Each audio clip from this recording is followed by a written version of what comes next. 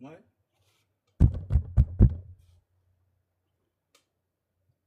No sound detected. Let me see.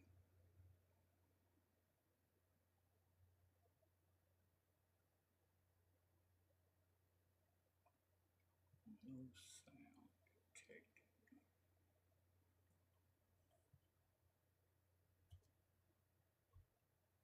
Hmm,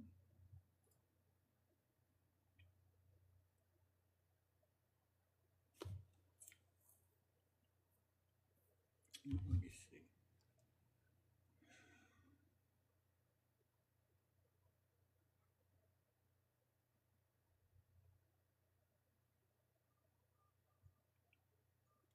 Oh shit.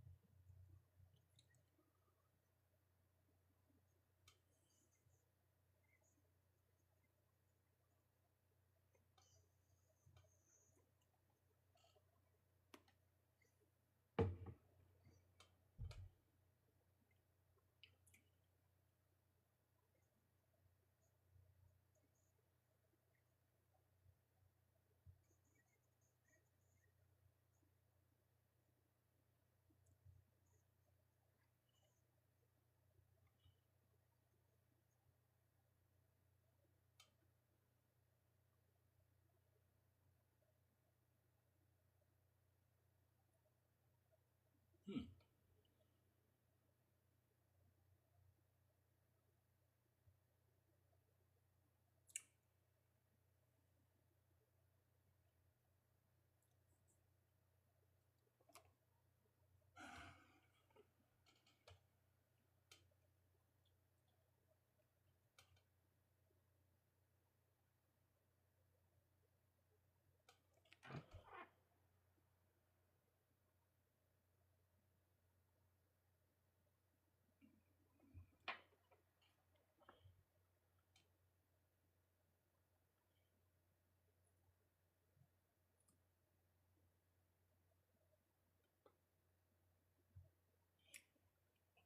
Can y'all hear me? Can y'all hear me in there?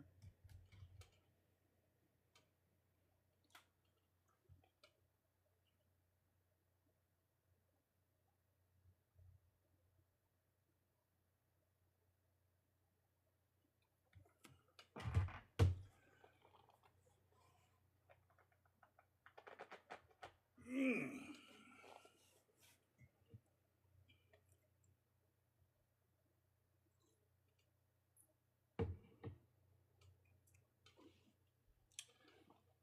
Yeah, I don't know how um,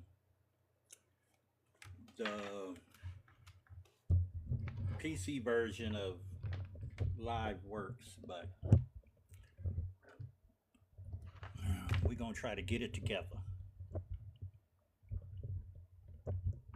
I'm gonna try to get it together.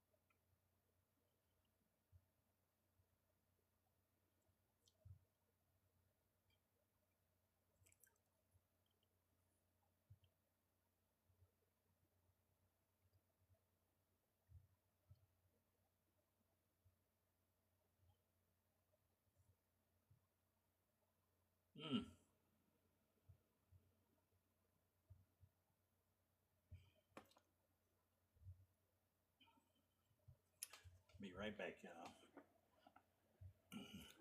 Said I was gonna do this review about this product I got on TikTok Shop. So, one moment.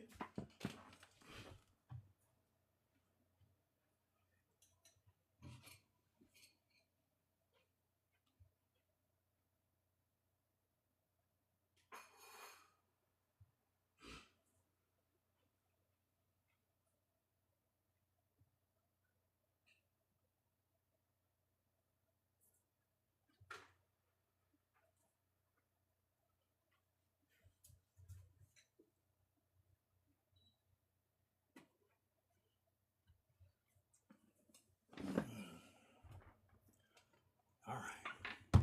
Mm, mm, mm. Whew.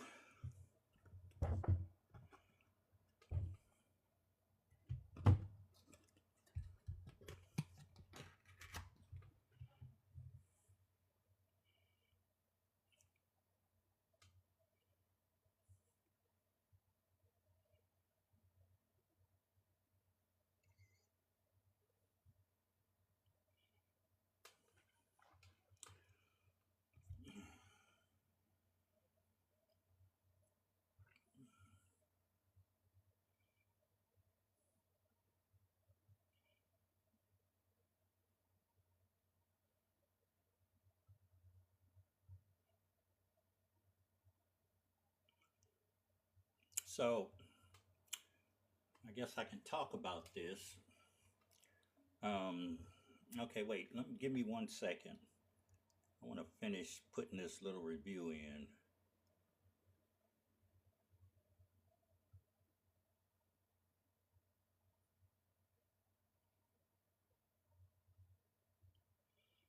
Because I have a few things I have to do today, but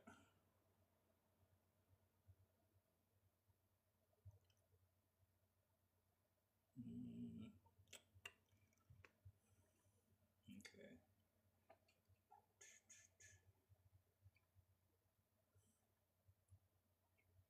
okay. So um, I was gonna wait for more people to come in, but you know what? Um, so this is a question and answer and session about sovereign soil community. I'm trying to get in situated in a West African country. It's a smart community, and I don't know if y'all can hear me, but you know, it's a smart community, and what that means is, renewable energy, cashless system, um, export profit sharing, um, the whole, as you can see in the buildings and behind me, the whole community is eco-friendly. This right here is the water um, water filtration plant. You know, that's what this little thing is here. Like the buildings right right there. Mm, that would be like it's a water tank for the stored water that's been filtered. Okay, the other ones are pumps, maintenance equipment, and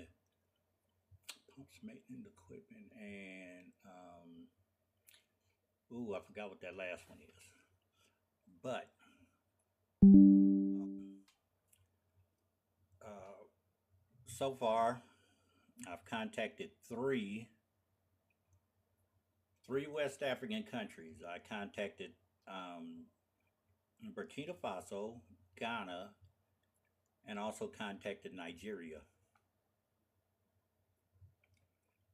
So far, the only one who's hit me back is Burkina Faso, and that's fine with me because you know they trying to do some things in Burkina Faso, and I want to ride the wave with them. You know, um, now what I'm looking for is 50 to 100 acres of land, um, which you get us started.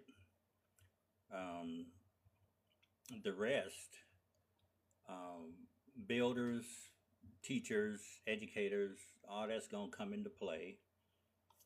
But before all that comes into play, I want to get at least a few of the houses, um, the water filtration plant, um, the market,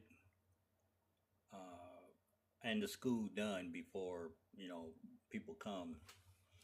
The community is open to the residents of Burkina Faso and anybody in the diaspora that wants to come. Okay, so um, but it's going to be a sovereign nation, which means we will um, regulate our own people, our own community. And so these are some of the things that I'm asking for when I talk to the ambassador in 2 days. Yes. So, yeah, I got a lot going on up there. But yeah, um, I know there's a lot of discord with the FBA here and Africans and Caribbeans and whatever, whatnot. And, I always hear the thing about why they always coming over here. But I guess a lot of people don't know as to what the United States, France, Europe, what they're all doing to the Africans, countries, and the population. Because, first of all, a lot of Africans come here for opportunity, which they don't get in their country because of the oppressive nature of their countries. And that's because of the United States, France, Europe, um, and the terrorists that the United States stick in their countries to um, uh, do what they do, cause discord in the countries. Okay, they don't want African countries to unite or succeed or any of that because they wouldn't be able to steal the resources that they get, you know? Um, so it's like this community will change a lot of that. This will change a lot of that. First of all, it also, the community also will have a media studio built for people like dance, movies, TV, for news, real news, not the bull crap that they want us to hear about Africa, but or Burkina Faso, Mali, Niger, but real news, you know, because right now, oh my God, y'all, if y'all see like any YouTube videos or even on here, there's a lot of AI news stories on YouTube. It's really bad. It's like everything pops up. Important bulletin about Burkina Faso and Ibrahim Traore. Most of it's nonsense. Most of it's straight bullcrap, nonsense, propaganda. That's what they want us to see. Um, because a lot of it's coming from, of course, France, who Burkina Faso, Niger, and Mali kicked out of the country, and also their news agency. So they're trying to do anything to discredit Ibrahim Traore so they can rush in there and start stealing again. See, so uh, you know, so the studio will be just that, and it'll work. I'm trying to get it to where it works together with the I guess it's called Faspaco, which is um, it's a movie award show that they have in Burkina Faso every year, and they've been having it since I think 1960, I think. Um, and it's like different countries, different you know uh, countries in Africa and Europe and wherever there's an African person, they have these award shows for the actors and actresses for these shows in Burkina Faso. And I think they just had one recently, and that would be my son calling at this moment.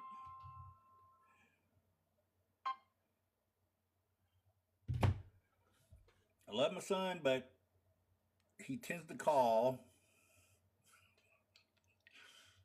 at I don't know what it is. I guess they have radar that tells them to call at the exact moment that I'm now. Yesterday, get no call. I came on live for like 10 minutes.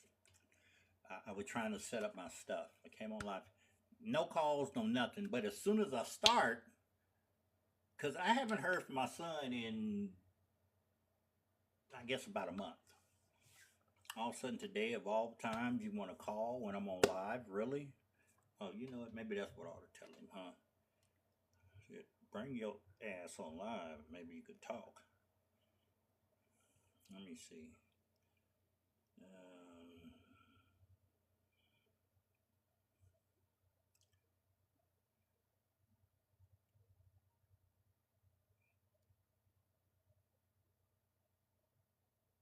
okay. Okay. Let's see if he pop up. Um, it's like back to what I was talking about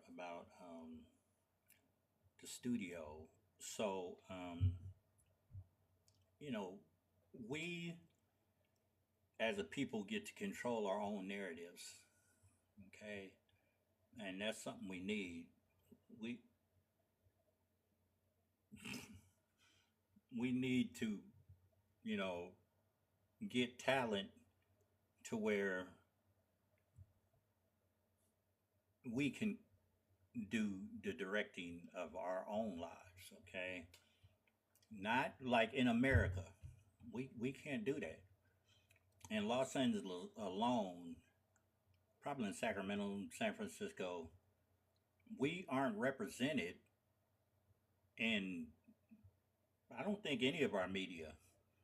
Our radio stations, most are run by Hispanics or Latinos. TVs, mostly Hispanics and Latinos. Um, you don't get a lot of black representation. I think the only black person I've really seen on, I think it's KTLA 5, and that's Gail Anderson. The only black radio station we have in LA. Mind you, LA is a big county with millions of people. I think the only black radio station we have is KJLH, and it's owned by Stevie Wonder. And that's the only reason it's black, because it's owned by Stevie Wonder. Um, all the rest of them, everything that dealt with black folks is pretty much gone. It's out of there. So the studio would be a big part of us getting our message out there. Okay, it'll be a big part of everything that we're trying to. If they don't knock it off, of everything we're trying to accomplish. Okay, um, so you know, uh, studio, of course, we know in the U.S. of A, our food is not the best for anything. Okay, our food is not the best for any freaking thing. Our food has been chopped, sliced, dashed, hashed, and whatever else you want to call it.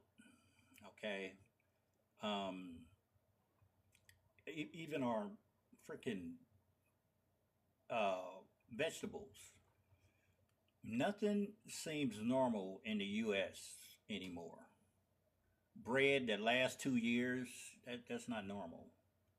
You know, when I've been to Nigeria a few times, and when I tell you they have a place, it used to be a market. Well, it still is a market out there. It was Spar Market, and Spar, I think, at one time had some of the best freaking bread I've eaten. Okay, and yeah, it didn't last long. You know, if you didn't eat it within 3, 4 days, you know, you might well throw that away. But now there's another um, place in because Spar, I don't know, they fell off with their bread. Um, but now they have another place called Boku. It's Boku Market, and you know, people are going to get Boku bread. Okay, I think I paid for the 2 loaves that I had. Now this is unsliced bread, and I had a receipt. I had a receipt for Boku bread when I went. Oh, there it is. And 2 loaves cost me 2,600 naira. Now, if you don't know, 2,600 naira, I think it's like $1.75 for 2 loaves of bread. Okay, and two of the best freaking loaves of bread you will ever eat. Now, I haven't been to any other African countries. I don't know what kind of bread they got, but I can compare our bread to that bread, and that bread is definitely a better bread. Okay, it don't last a year, it don't last 2 months, it don't last a month. It might last a week. Okay, if that. Okay, that's it. So, when people talk about, you know, um, getting better and healthy, and you'll never get healthy over here. I've seen people, me, I'm 60. Okay, I'm 60 years old. I've seen people over here younger than me pass because, and these people are, okay, so I don't work out as much as I used to, but I still work out. I walk, I ride my bike. I even got a pair of rollerblades in the closet I use every now and then to skate. Um, it's like um, I've seen people pass that were younger than me, who were supposedly healthier than me, that were they were doing all that, you know, doing the right thing or whatever. But you you could still, you know, pass even though you're supposed to be healthy. Um, and that's the thing. What is really considered healthy here in the U.S.? Okay, because you see what I mean. Everybody and their mama want to hit me up now. Mm. Um, what is really considered healthy here in the United States? Considered we're ranked like maybe number 60 on the World Health Organization's healthiest nations list. Cuba, I think, is like 30. Cuba is like 30 something. All right. I think Singapore is number one. I think it's still Singapore. Um, so what does that tell you? The richest nation in the world has some of the worst health care. Okay. You have young people passing away that's supposed to be healthy. You have an influx of people getting cancer for, you know, who knows what. Um, so, one of the things about the community also is the free healthcare initiative. It's free healthcare, free education. Because honestly, I don't think anybody should pay for healthcare. That should be a right for every freaking citizen. You shouldn't have to pay. And everybody knows that we don't have free healthcare because a certain demographic in the United States felt that if they were getting free healthcare, then a certain people would also get free healthcare, and they didn't want that. Okay, still relevant to this day. They will not give free healthcare because we and brown people would get the healthcare, and they don't want that. Even though it messes them up too, they don't care as long as we don't get the free healthcare, okay, or the free education. So, um, like I was saying, um, two of the main things in that community is free education and free healthcare, okay. And I don't know why. As much as I promote this community, I've had a few people now. I've had a few people hit me up about the community, and I mean regular people because they want to know where am I at in getting things started. Okay, so um, I'm at a place where, whew, and I'm telling you right now, I'm nervous as hell because when the 19th come around, mm, I'm gonna have butterflies and moths and everything else flying around my system. Um, because me, I'm not a real uh, public speaker like that, and my high school transcript shows. Okay, because in U.S. history, I got an F, not for the work. I got all A's on the work, but the teacher wanted me to get in front of this class and do a whole synopsis about, you know, this work that I did, and I didn't want to do it, couldn't do it. I was too freaking nervous to do it. Um, and it's been that way for a while. Okay, but whew, I'm trying to get out of that. Okay, I'm definitely trying to get out of that. So, free healthcare, free education, meeting on the 19th. All right. Nine, what else? Um, anytime y'all have questions, you could type it in chat and I'll see it. But uh, let me see. Um, hmm. Oh, payments, profit sharing. The profit sharing. Now, don't think that just because you know, oh, and there's no city taxes there. I don't plan on having taxes in this community. That's one of the roots of all evil. The government taking people's hard-earned money and not doing what they're supposed to with it. Um, so um, the payments for like the teachers, the doctors, and the citizens comes from export profit sharing. Now, what that is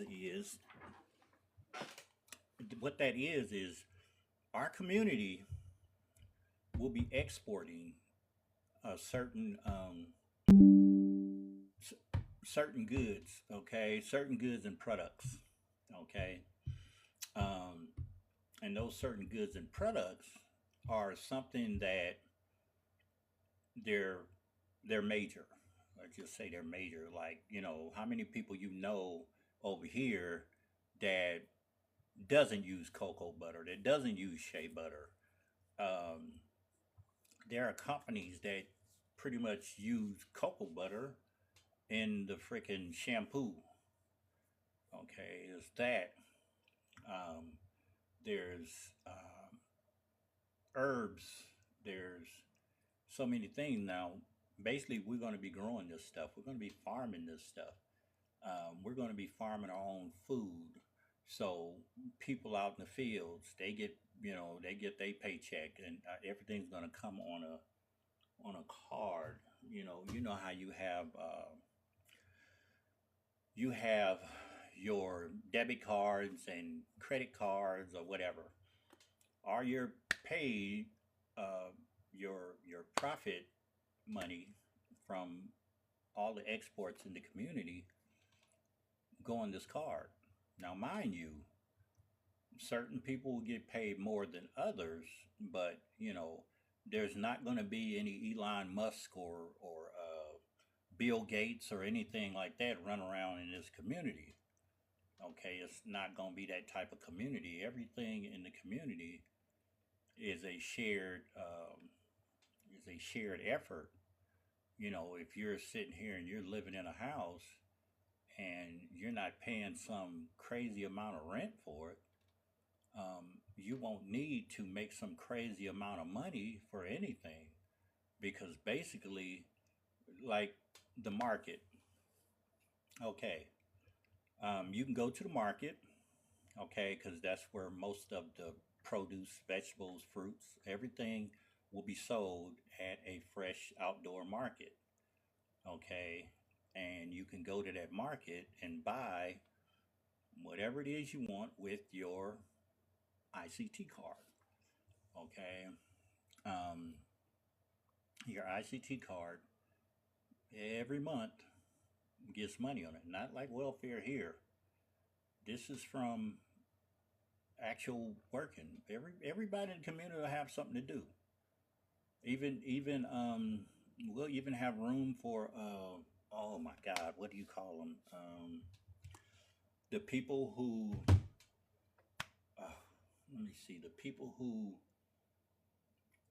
I want to say a nursemaid. Um, oh my God. Okay, who knows the answer to this?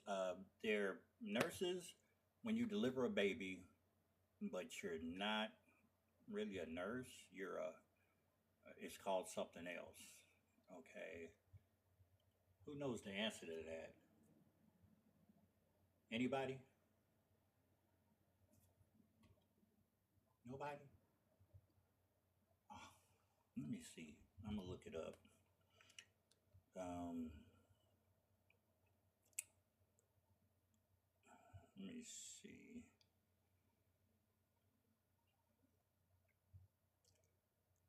Delivering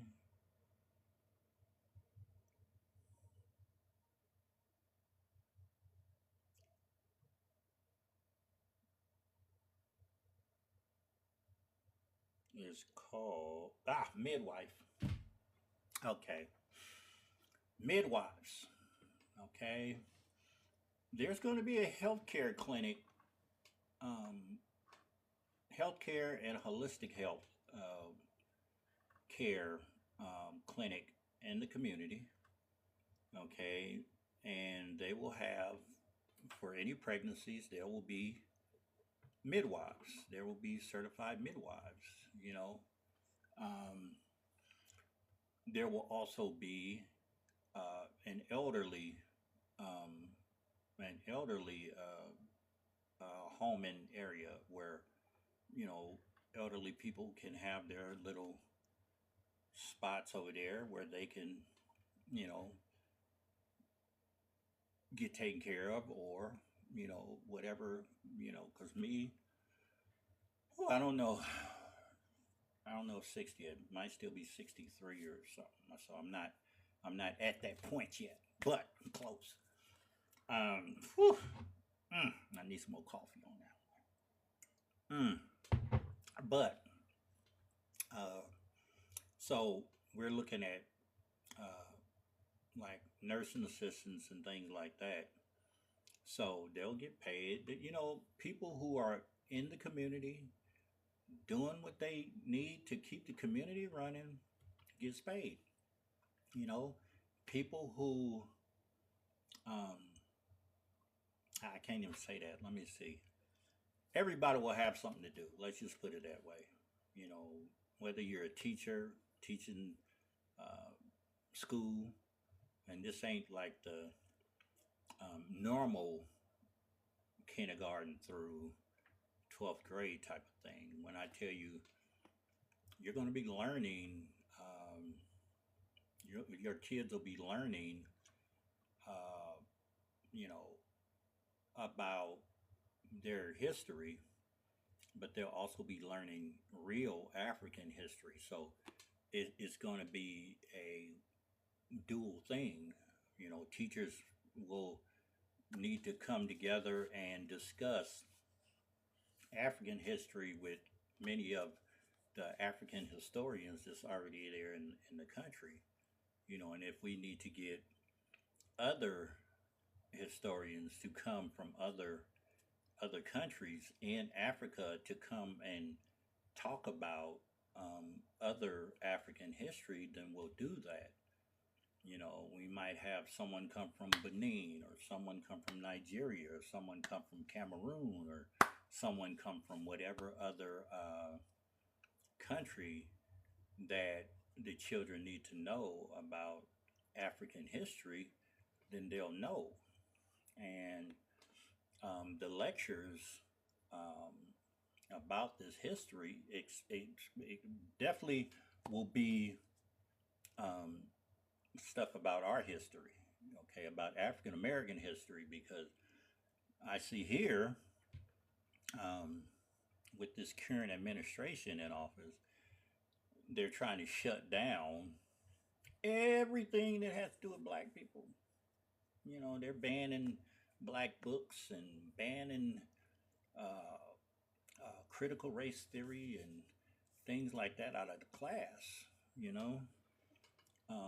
So my thing is we need to keep that as it is in American history or Black history, and teach it to our children where they can actually have a space where they ain't got to learn about pseudo history. Let's just say that, you know, they don't have to learn about anything that they don't need and that's unnecessary. Um, because I have another video up where the lady says, um, we as black people, we didn't start any of the world's problems. And I honestly have to agree, because I can't think of one time where um, we've, you know, did some of the stuff that other people have. I can't think of a time where we've created, you know, the things like that were created. Look at Hiroshima, you know, Nagasaki. Look at countries in Africa. Look at the Congo. Look at, you know, um, wasn't us. You know, we did none of that. So, but as I was saying, um, yeah, we'll have those people come and talk to the kids and the teachers and whoever else needs to know about more African history. Okay. Um, there will be, there's, I have a whole, I have a whole thing planned out, you know. When I tell you I went in on trying to make this uh, Sovereign Soil Initiative um, complete, I tried to make it entirely a complete thing, a complete plan. The only part is, like I said, I'm not a public speaker. That's the part I didn't make complete, but I gotta do it. That how that how Obama they love to do this. Yeah. So yeah, even Kamala was up there like, now I don't know what that means.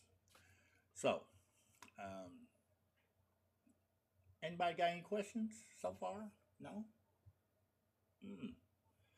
So, um, it's like so. Um, Let me see. I talked about the market, talked about the elderly housing, the back, the water filtration compound, security. Um, we're going to have it arranged to where um, there is security patrols. I'm gonna try to see because I honestly I want the community to be an open space, but if it can't be an open space and we can get it enclosed in a perimeter, if we could do that, then I'd want uh, security personnel to keep checking the perimeter. We'll also have towers. We'll have towers placed in key areas with security cameras in key areas to keep watch. You know, uh, because like I said, you could do all you can for whatever reason. Oh, let me. You know what? Let me talk about the governance of this community. There's no like me, even though I am the creator of this initiative. I'm not going to be a governor. I'm not going to be a president. I'm not going to be a mayor. I'm not going to be any of that. The community runs off the people. So there will be a governing body of 12 people. Okay.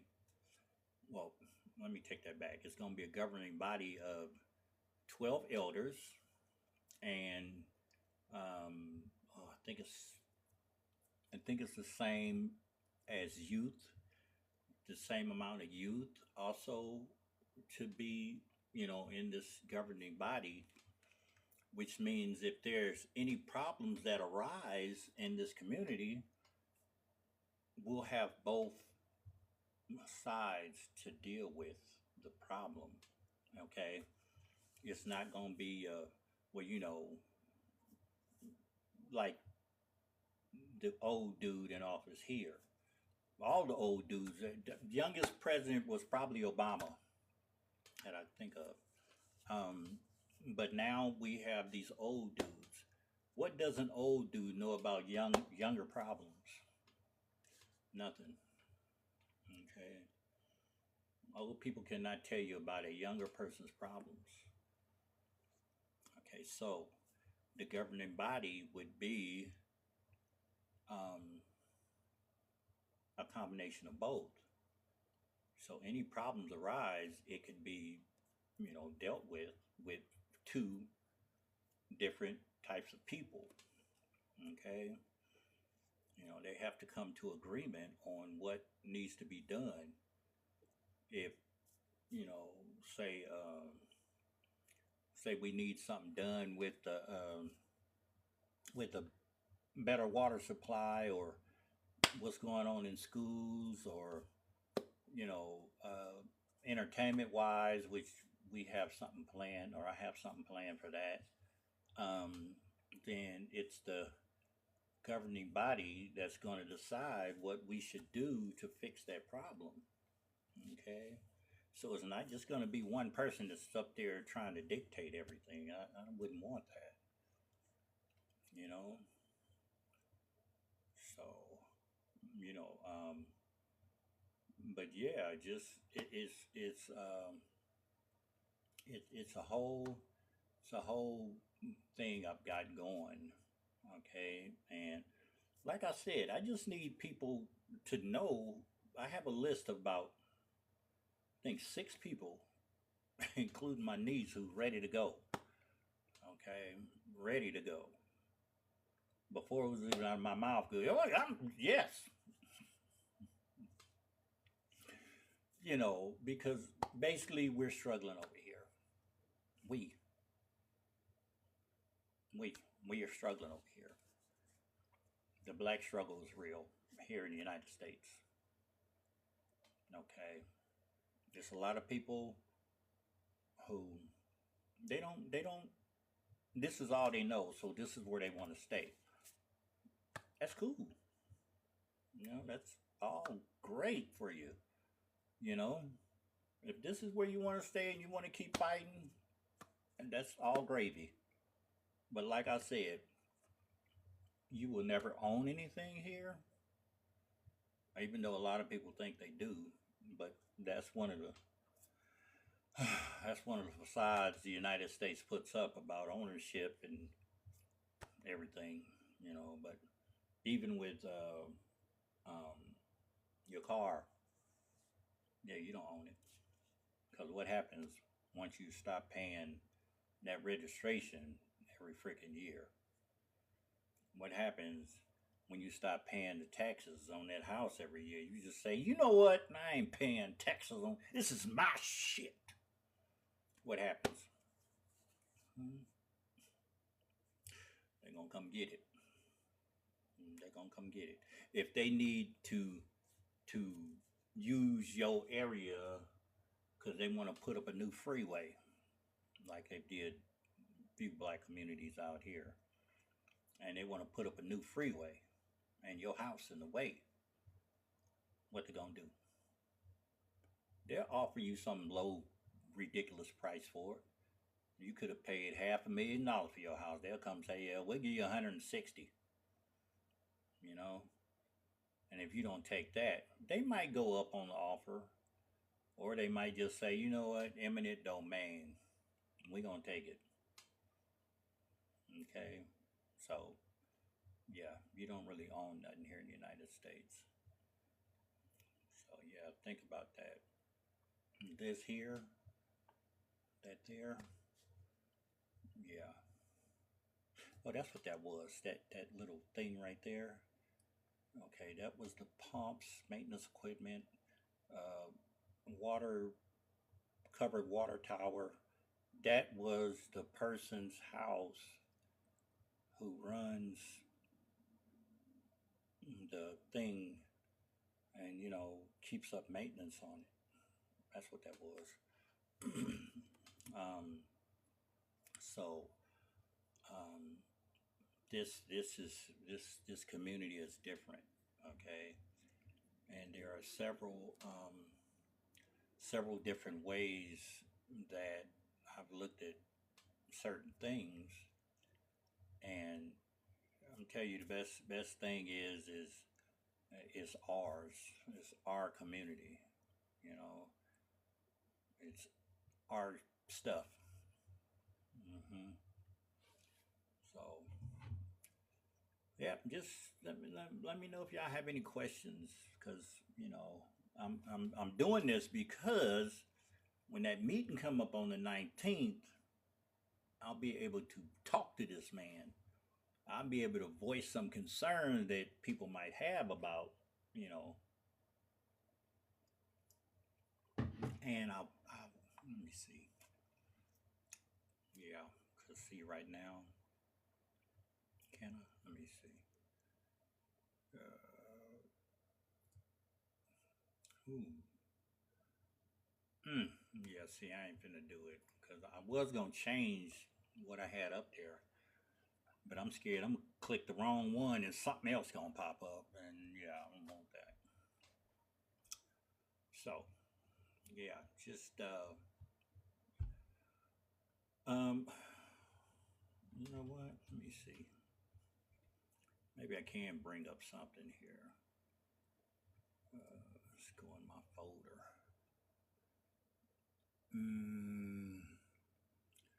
It's a grant application. Mm,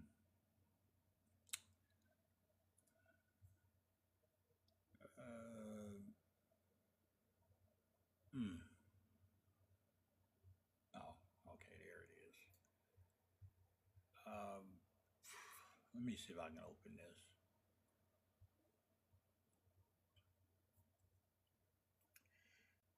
Damn it. Oh, I need to minimize this. Okay, move that over to the side. Okay, I'm gonna read what I got down here. Hopefully, y'all can still see me. Okay, the executive summary of Sovereign Soil. It's a 100-acre smart community in West Africa designed for 1,000 primary residents, professional, entrepreneurial, and impact driven. Powered by clean energy, digital infrastructure, it blends sustainable living, modern services, and economic autonomy. The community's engine, an export driven economy rooted in high value agriculture, light manufacturing, and digital services. Residents enjoy free healthcare and education, no taxes, and access to cutting edge technology in a fully sovereign, self contained ecosystem. Location, it's in West African country, region to be determined because I want to see if Burkina Faso right now is going to be the place. Um, the initial land is 100 acres, arable and developable. Core population of 1,000 professionals for phase one. Build a thriving smart economy that exports value, not people.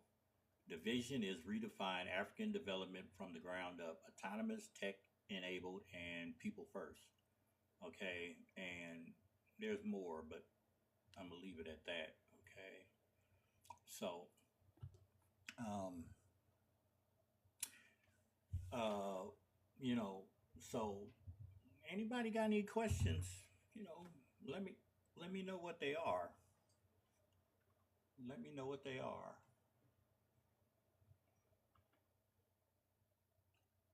Let me see. Oh, huh. See a name I recognize. Oh yeah, that is. Yes, that is who that is. Okay. Hey, Kiara. Um. So yeah. Um. Let me see. There's also, and I want to say this. There's a um, recyclable and refuse center. With that, I actually want to get it to where we're going to be separating recyclables, or someone's going to be separating recyclables, but um, we're going to be using the recyclables for something else. The refuse, will be turning that trash, paper goods or whatever, turning that trash into energy. Okay. So far, the whole community is going to be run off solar. So there's no brownouts, there's no blackouts, there's no none of that. Okay. And I would have loved to have put up the graphic showing the um, the solar station and array, but I don't want to mess something up. I'm gonna leave it just like it is right now. Mm. So, um, people will be there sorting out all the stuff. So that's another position that is in there. But um, many of the professionals I'm going to want at first, like I said, there's teachers, builders, um, educators, because I'm gonna need the teachers, educators, builders here first. The builders, I can probably actually get in Burkina Faso, but I want some of people from the U.S. with expertise in electric and let's see, electric, HVAC, um, uh, oh my God, what am I? Oh, infrastructure, things of that nature, because we're trying to do something different. This is going to be something different for West Africa. People tell you what they want you to hear. But when I tell you the people, the first 1,000 people that go to this community, that helps with this community, we will change the landscape of West Africa. Because once people see what we're doing, people are going to want to be a part of this. We might get to the point to where neighboring countries like Niger and Mali will want this type of community built in their countries too. And it might start to branch off into other communities elsewhere. Okay, once they see the success. And once they see the success of this community, I mean, you know, over time the tourism might stop, but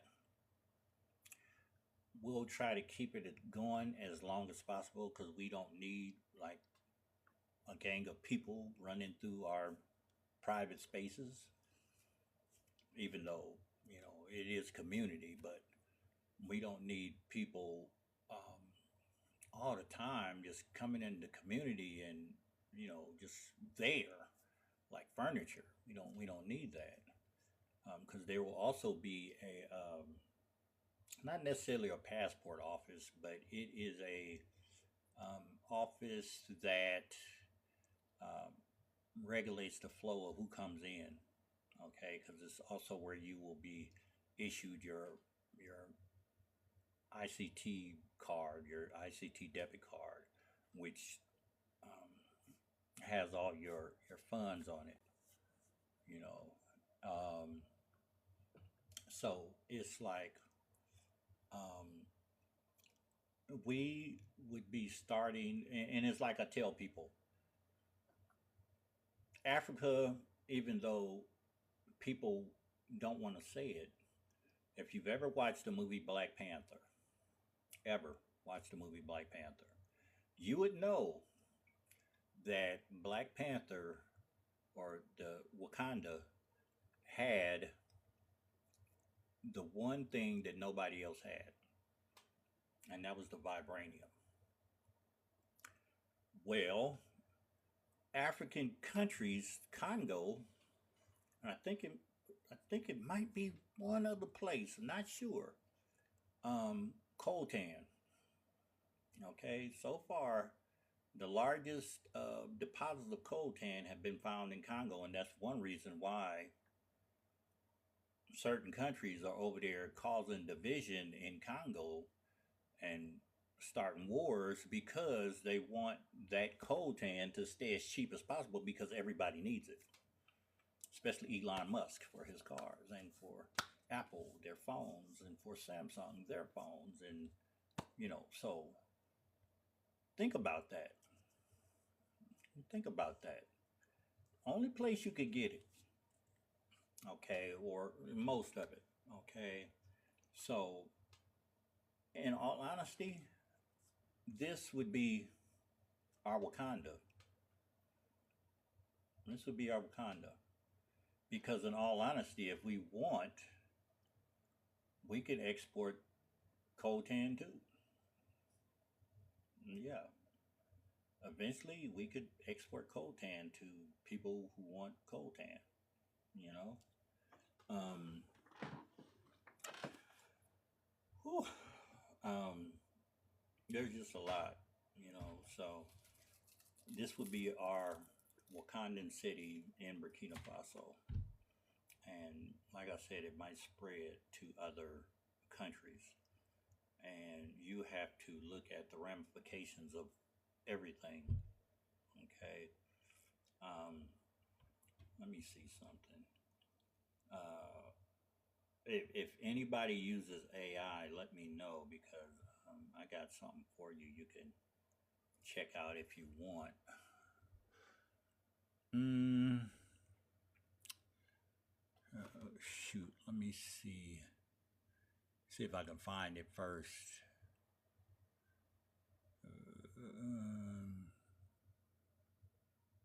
I tell you, I got a lot of stuff about my community on here. I have a lot of stuff about my community on here. I might not be able to find it right off the top.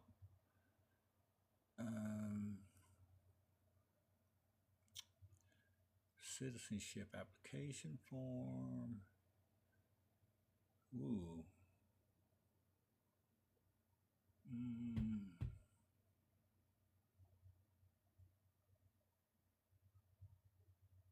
okay. Um,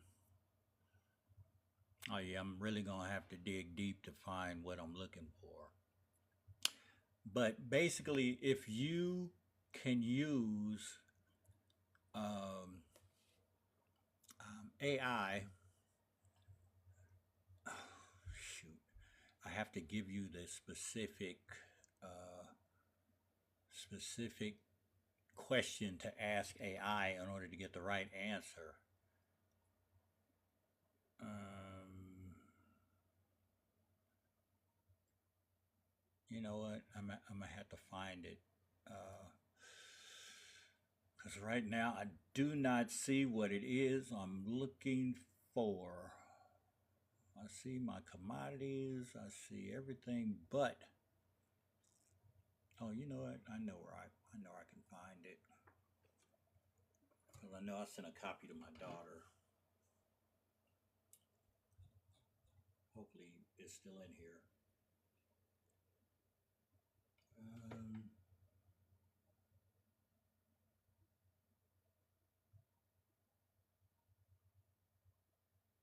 mm,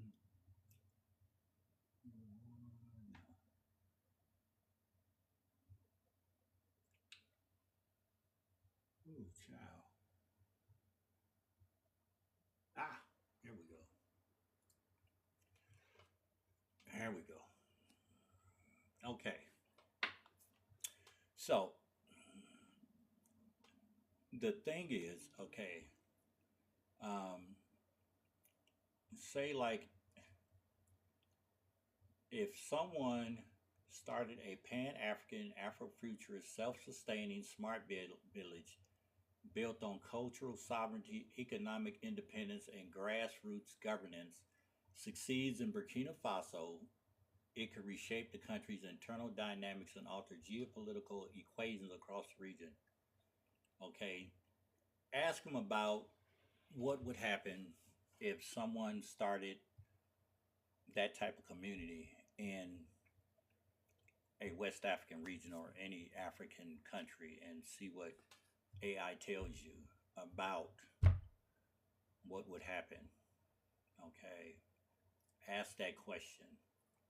All right, because I've I did my research on that. So yeah, ask that question because I would love to see what your answer would be, and tell me if what I'm working on would not work there, and what would be the changes to Africa itself. Yeah, it's crazy how it makes the cup invisible, even though the cup isn't it's not green.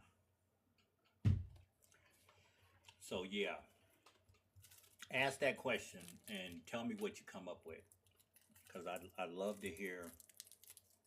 I don't know if I can. Well, actually, I could ask AI, but I don't know if it'll. Oh, you know what? Hold on. I might. I might be able to play it for y'all.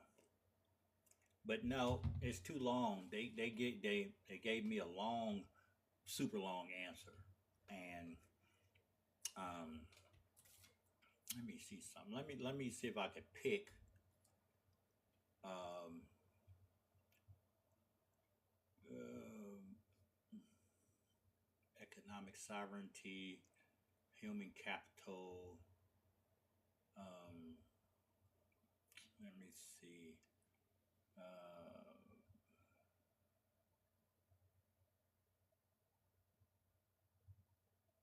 hmm. Oh my goodness. I don't know what to pick out of here to show, you know.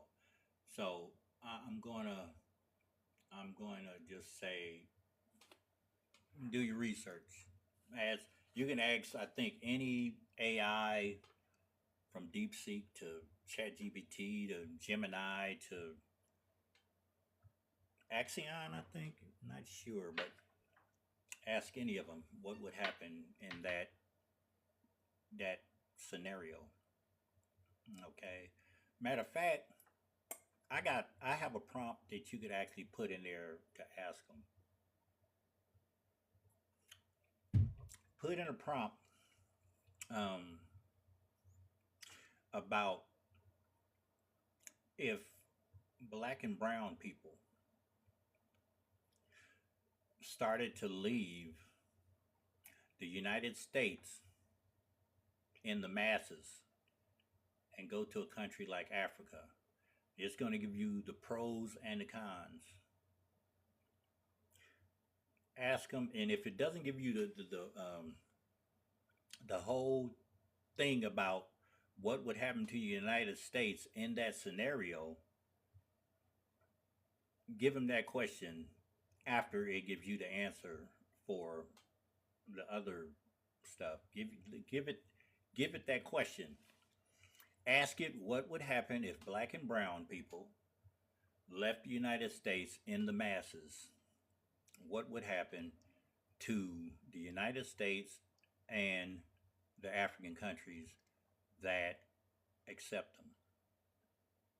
And you'll get your answer as to why they don't want us to leave the United States.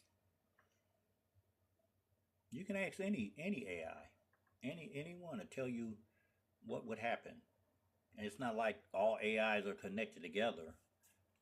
Okay, so because you got to realize, DeepSeek Chinese, and you know people here act like, I ain't gonna say regular people. I'm gonna say higher up people act like they don't like what China is doing. But China already said they're trying to lift the world out of poverty.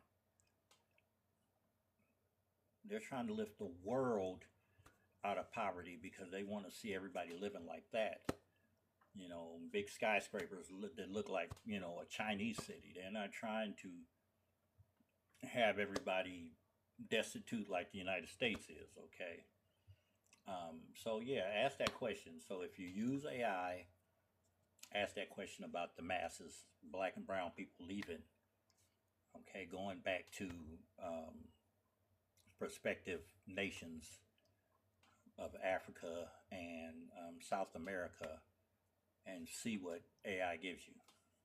Okay, it'll give you the pros and the cons, and you'll see why they do not want us to leave. I might actually make a video about what AI says. You know what? Let me see. Let me see if I can do it right now and see what happens. Wrong one. Chat GPT, where you at?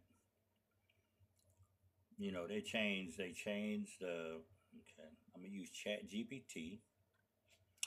I'm gonna put it on the voice thing. Oh shoot, first I gotta disconnect the damn hearing aids from it because you won't be able to hear anything. Okay, all right, let's see. What would happen if black and brown people left the United States and went to countries like Africa and South America, and they left in large groups, like masses of black and brown people, not just a few, thousands upon thousands. Let's see what it said. Well, I'm just not reading it. Ooh, can you read it?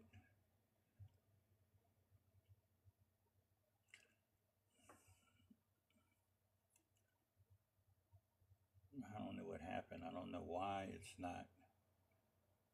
Oh, here you go.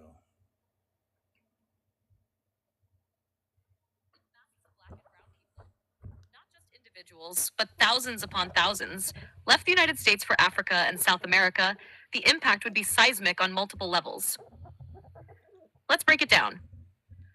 Number one, impact on the United States. Economic shock. Black and brown communities contribute trillions of dollars annually to the U.S. economy. The African American buying power alone is over $1.8 trillion as of 2023. A mass departure would shrink consumer markets, weaken certain industries, entertainment, sports, service sector, healthcare, and cause labor shortages. Cultural void. Black and brown people are American culture, from music, jazz, hip hop, salsa, reggae, to food, fashion, sports, and intellectual contributions. A mass exodus would gut much of what makes U.S. culture globally influential. Political consequences. Black and brown voters often swing elections, especially in key states. Their departure would permanently reshape U.S. politics, likely entrenching a more conservative white nationalist agenda due to reduced demographic diversity. Psychological fallout. White America's image of itself is partly defined in relation to black and brown populations. Losing those populations would force a reckoning. The U.S. would become culturally and globally paler and far less influential. 2. Impact on Africa and South America. Human capital influx. Suddenly receiving thousands or millions of educated, skilled, and entrepreneurial people would be transformative. Many diaspora populations bring expertise in medicine, engineering, finance, technology, and the arts. Economic boom. Diaspora remittances already send billions to Africa and Latin America annually. If instead of remitting, those people relocated with their skills and wealth, it could create entire new industries, trade networks, and even rival Silicon Valleys. Cultural renaissance. Returnees bring both ancestral roots and global cultural knowledge.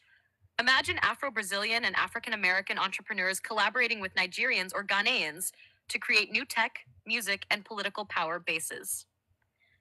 Geopolitical shift. Africa and South America, long under Western financial dominance, would gain leverage. Large scale migration would accelerate South South alliances, BRICS Plus, Pan African Union, Mercosur. The US and Europe would lose not only labor, but also global soft power. 3. Historical echoes. This wouldn't be new, it would echo earlier movements. The Back to Africa movement, 19th to 20th century, with Liberia and Sierra Leone. Marcus Garvey's UNIA, 1920s, which envisioned millions returning to Africa. Modern Pan-Africanism, which leaders like Kwame Nkrumah dreamed would unite Africa and its diaspora. The difference is scale. Previous movements were aspirational. If it happened en masse, it would alter world history. 4. Challenges. Integration issues. African governments and South American nations would need infrastructure to absorb such numbers. Housing, jobs, healthcare. Cultural tensions. Diaspora returnees might clash with locals over identity, privilege, or expectations, already seen with some African American returnees to Ghana. Western pushback. The US and Europe could attempt to block such a movement because it would weaken their economies and global influence. Number 5. Long-term outcome. The US would decline as a global cultural hegemon. Africa and South America would experience a diaspora-driven renaissance, possibly leading to a new global power axis in the global South. For Black and brown people themselves, it would be a historic act of sovereignty. The first time in 500 years that descendants of the enslaved and colonized chose collective self-determination. In short, if Black and brown people left in masses, the US would suffer decline, and Africa plus South America would rise in global power, culture, and influence. It would be one of the most radical redistributions of power since the end of colonialism. Would you like me to map out a scenario timeline? Say, what happens in years 1, 5, 10, 25 after such a migration? That could make it easier to visualize the ripple effects. Okay, see what I was saying? Mm-hmm. Yes.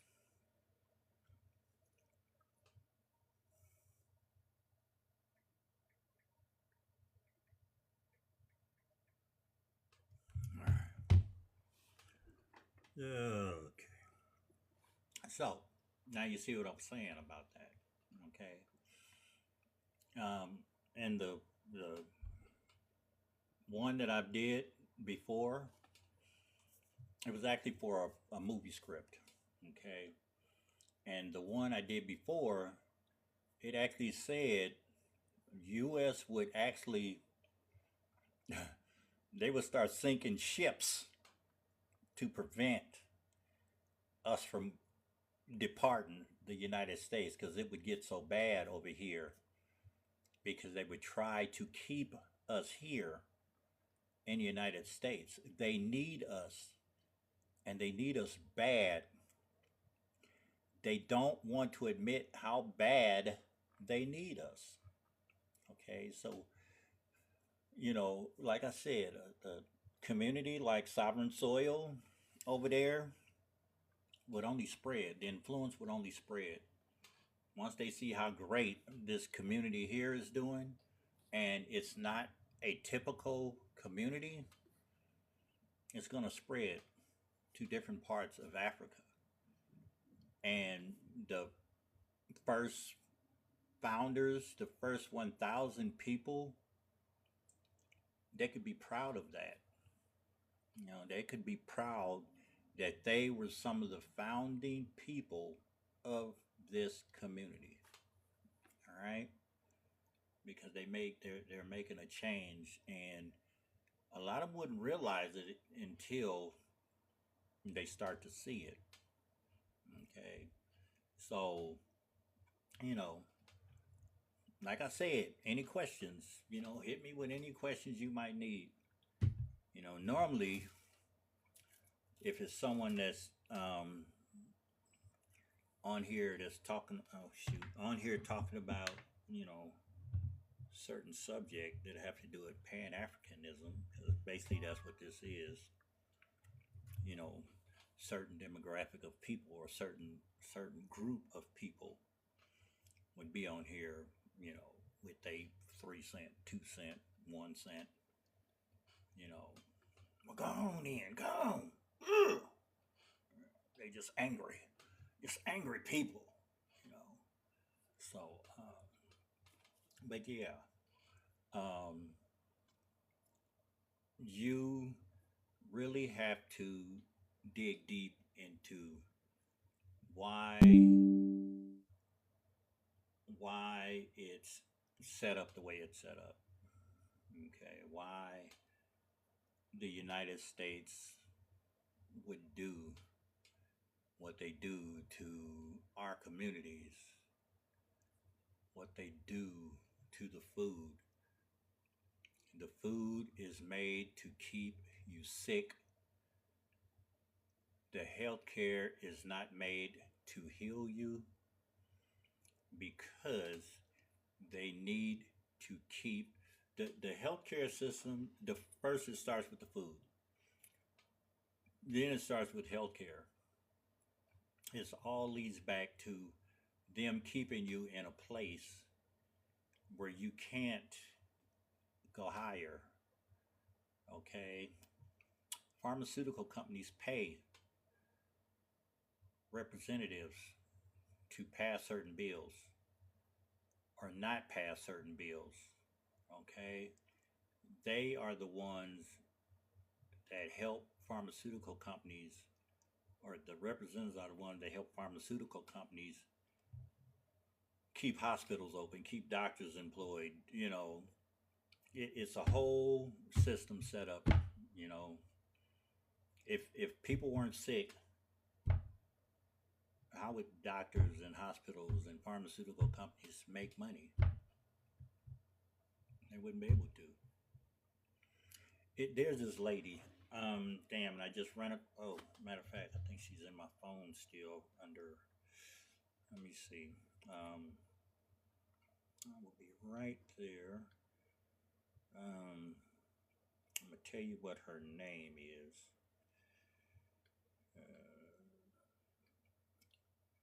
Her name is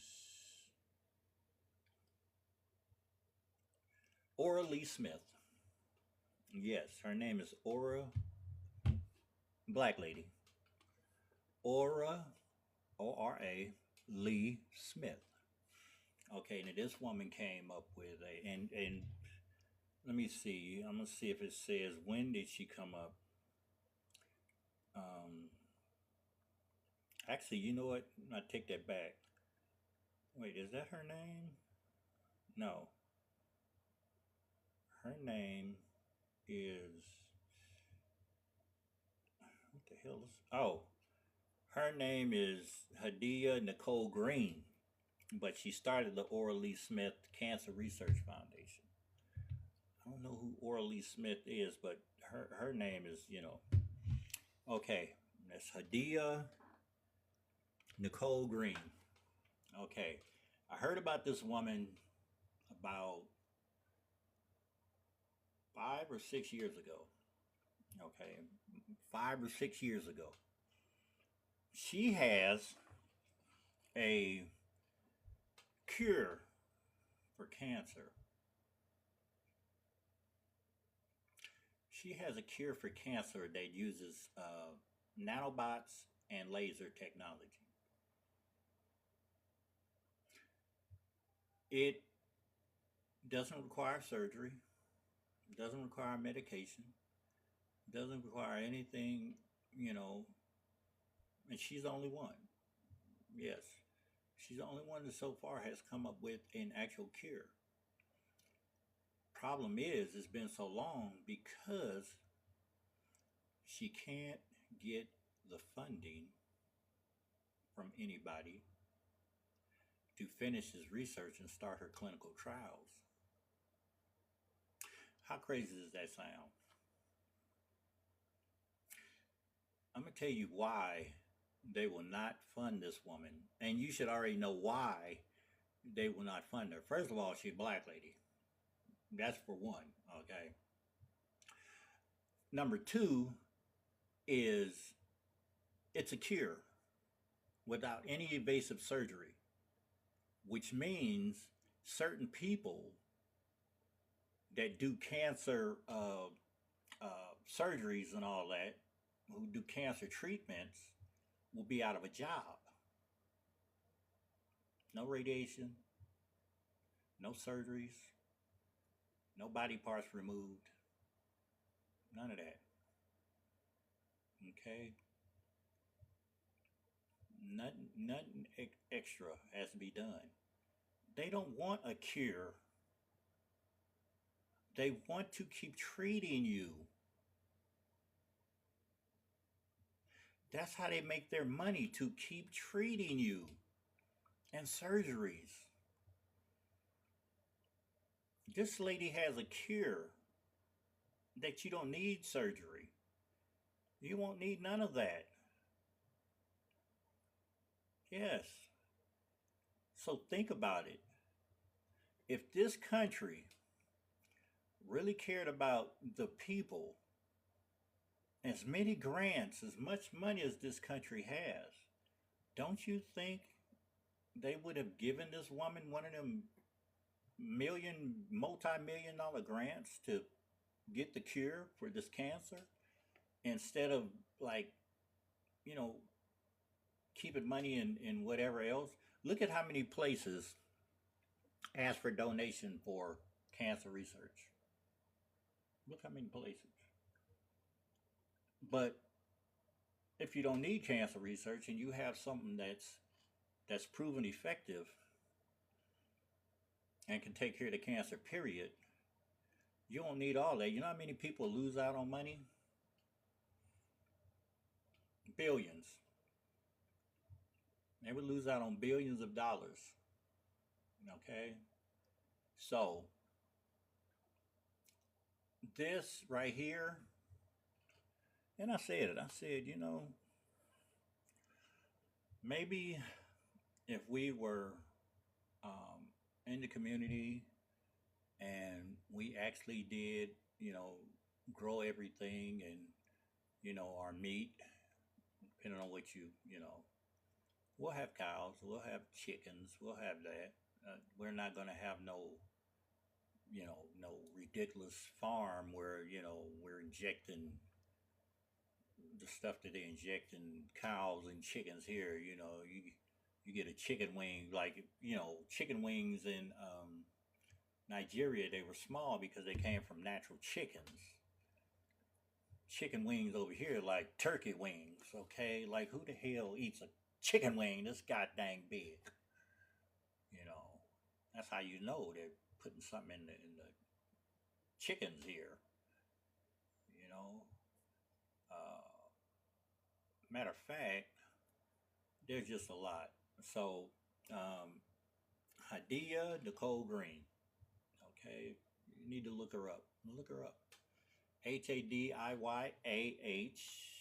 Nicole NICOLE dash Green.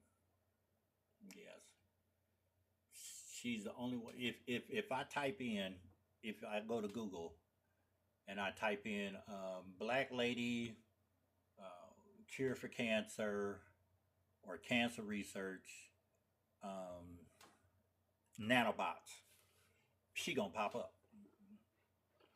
She the only one gonna pop up. Yes. So, thought them was in the window. Hmm. So, yeah. But no questions from nobody about anything. Anything I've talked about the community. Um, let me see. I've been on here an hour and a half. Nobody have any questions at all? Nothing? Hmm? Not a word? Okay. All right. So, I don't know what else I got. But yeah, when I'm finished with my meeting, I will let everybody know that needs to know or that wants to know how my meeting goes. Um, I'm about to finish doing what I'm doing. I was trying to, well, I did a few things that I was supposed to do this morning, but I'll uh, I'll be on here tomorrow. Yeah, I'm thinking about coming on here tomorrow. Uh, whew. But at two o'clock, 2 o'clock on the 19th, that's when my meeting is. It's I think 11 o'clock our time. 11, yeah, 11 a.m. our time. I will be on a Zoom call with the ambassador of Burkina Faso to try to get the 50 to 100 acres for the community. All right. Everybody who wants to leave the U.S. to get the hell up out of here, let me know. Just hit me up. Okay, I'll put you on my list. I got a list of people. It's only like 5 people on there, but oh shoot. Oh, but I have a list. Oh, I think it's in my gamer book. I think it's in my. Damn, you can't see. Oh, Jesus. Uh, uh, uh, uh, God damn it. Okay, it's in this book. Yeah, you can't see it, but it's in here.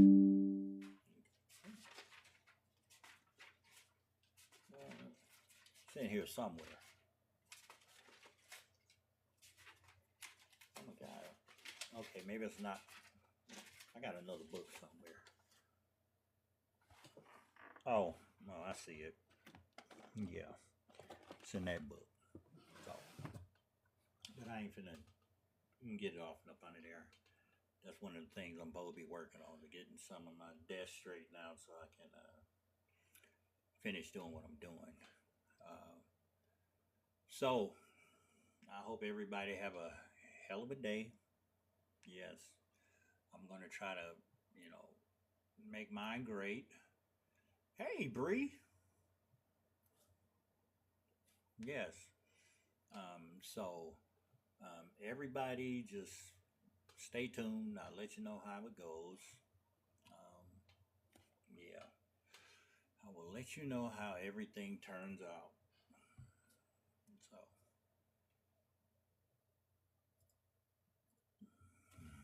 hmm.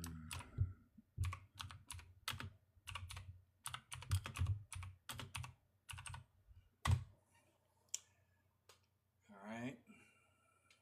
So, um, 19th, y'all.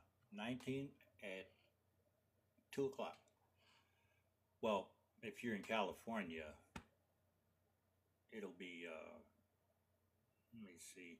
I'm going to give my meeting about an hour, maybe an hour and a half. But after that, 11, 12, uh, maybe 1. I'll let y'all know how it go at about 1. All right. So, y'all have a great day. Um, I'm going to try to make the best of mine. And until tomorrow, all right, peace out.